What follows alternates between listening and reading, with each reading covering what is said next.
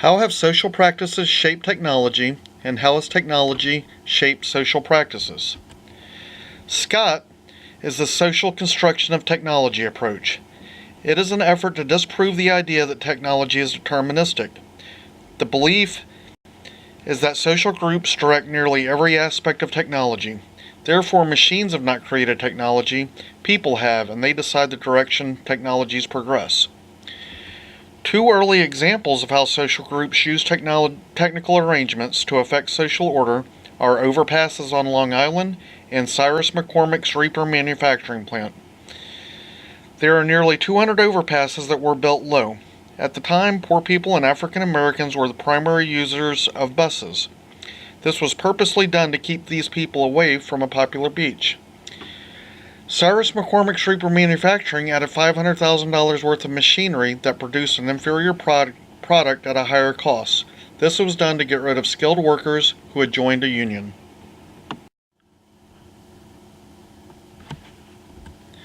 Technology is a force for social change.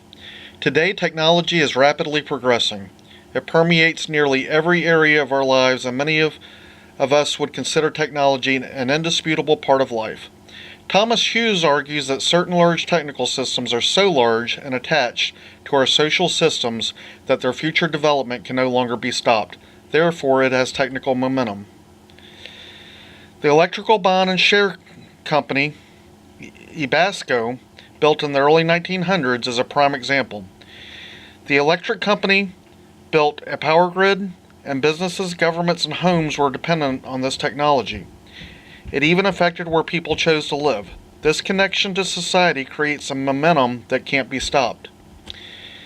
In the past, people were controlled by other people. For instance, an employee was controlled by his boss. Today, we are increasingly being controlled by non-human computers and technological systems. Today, technology is influencing the behaviors and operations of individuals in the retail industry. Grocery stores, restaurants, and virtually every other retail store no longer have traditional cash registers. Cashiers no longer have to enter in dollar amounts. They simply scan a barcode or press a picture on the screen.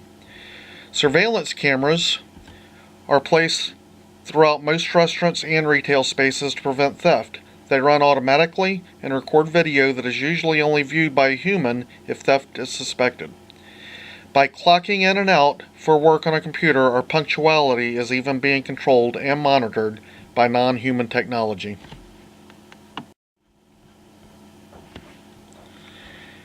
An issue that has shaped our usage of technology, McDonaldization. These automated processes and the growth of one of the largest fast food chains has brought us a new term called McDonaldization. All of these automations have improved efficiency in the workplace. The automations make jobs simpler, and in many cases, fewer employees are needed.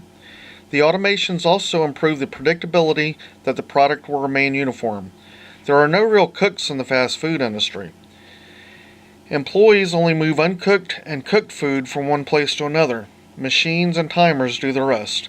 This has basically changed employees into mechanical robots. They don't have to think, just move. There are both positive and negative aspects associated with McDonaldization. Some of the positives are a uniform product. A Big Mac in New York will always look like and taste the same as a Big Mac in California.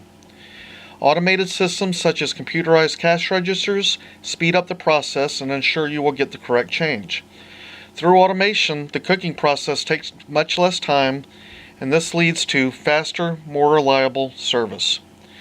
Automated processes reduce the cost of food preparation and reduce the need for manpower, keeping costs to consumers down. The negatives associated with automated processes is that they can be maintained by less skilled employees. This results in low pay for employees. Employees are all essentially turned into zombies that aren't required to think.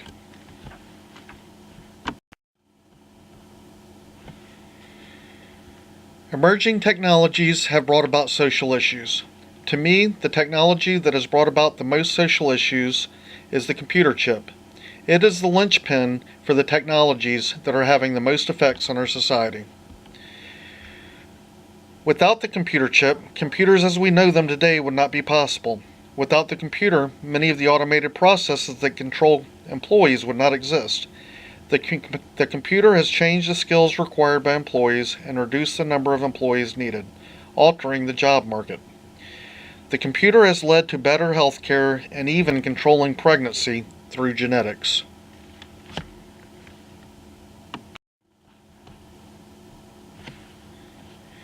Social issues related to technology on a global scale.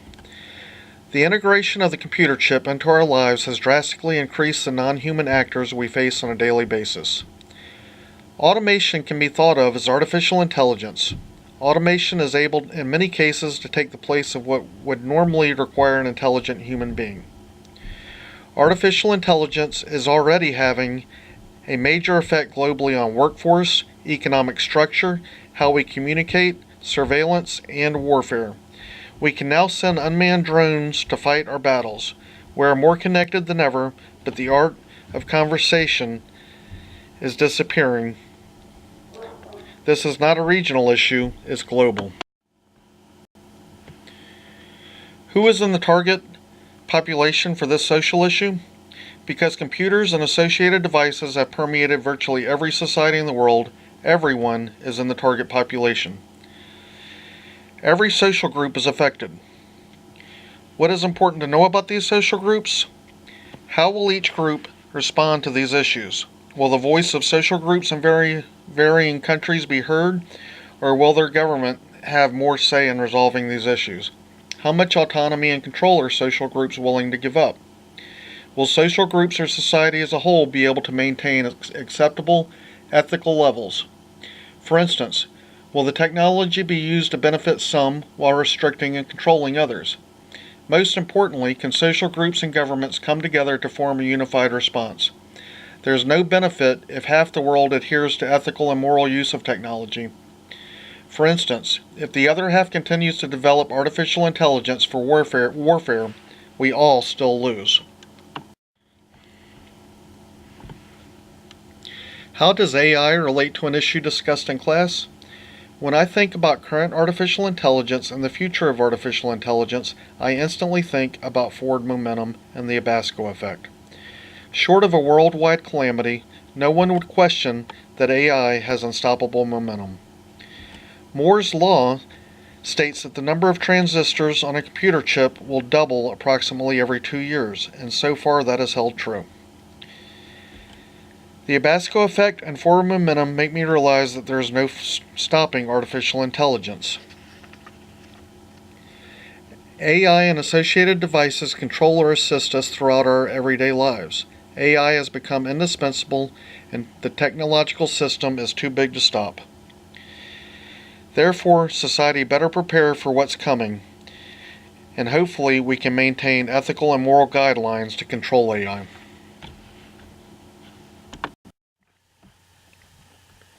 How is AI impacting the target population? It affects more than job structure, surveillance, healthcare, warfare, birth, death, and genetics. It affects the very core of who we are. It affects our sense of self and our ability to reflect. In Life in the Digital Now, Abba Dawasar discussed how technology is affecting time and space. Time's arrow is pointing everywhere, and technology has altered the flow of time. We can communicate 24 hours a day, hit the pause, delete, or fast forward button whenever we desire. We can control when, where, and how we communicate. Space is altered because with the tip of a fingertip and the internet, we can instantly traverse the world. Sherry Turkle spoke about us being connected but alone. We can connect instantly and control the conversation by controlling and editing what we say. But many of us are losing the art of conversation. How do I think AI will change the future? Up to now, we have experienced artificial intelligence that can do processes that would normally require an intelligent human being. To me, true artificial intelligence begins when a machine becomes self-aware and can learn. When it possesses these two traits, it may develop its own set of ethics. It could even begin to judge. Imagine if it decided the human race wasn't worthy of existing. This will be a much different world. Intelligent robots could take over most blue-collar and some white-collar jobs, resulting in huge job loss. This could result in the idea of a universal basic income being employed, by which everyone will receive a basic income regardless of whether or not they are employed. I believe that we will also continue to connect less with each other and be more connected to machines. How should we address this issue to reduce the effects on the target population? I feel that it's of extreme importance for us to fully understand the issues through in-depth studies of the effects on individuals, social groups, and society as a whole. Winner in the chapter from our text, Do Artifacts Have Politics?, questions whether society as a whole will set the standards for growing technology, or will a governing body, ruling class, or some other social or cultural institution use it to further its own purpose. Governments need to come together to set rules and regulations. This can be done through the European Union, North Atlantic Treaty Organization, Union of South American Nations, and various other organizations. Rapidly changing technology will result in a major shift in the jobs we do. Job training initiatives must take place to prepare the workforce. How can current technology be used to address this issue? There is a wealth of information on existing databases, statistics involving employment, job trends, economic trends, and healthcare. This information should be analyzed and monitored to help give us solutions. Can AI be used in ways to address these issues? Society, governments, and the human race alone have the ability to maintain ethics, limit AI's ability to make decisions, and it's essential that humans have constant oversight. If I were in charge of addressing this issue, I would use the influence of the U.S. to bring together different groups and governments. I would use all tools available to me. I would implement a global awareness campaign to increase people's awareness of the technological challenges we face. Informed social groups throughout the world will help bring world governments to the table to discuss and hopefully sign bilateral treaties and agreements. A very important aspect of this will be transparent, verifiable enforcement and monitoring throughout the world. What are the benefits to this plan? Humans remain in control. Warfare ethics are maintained.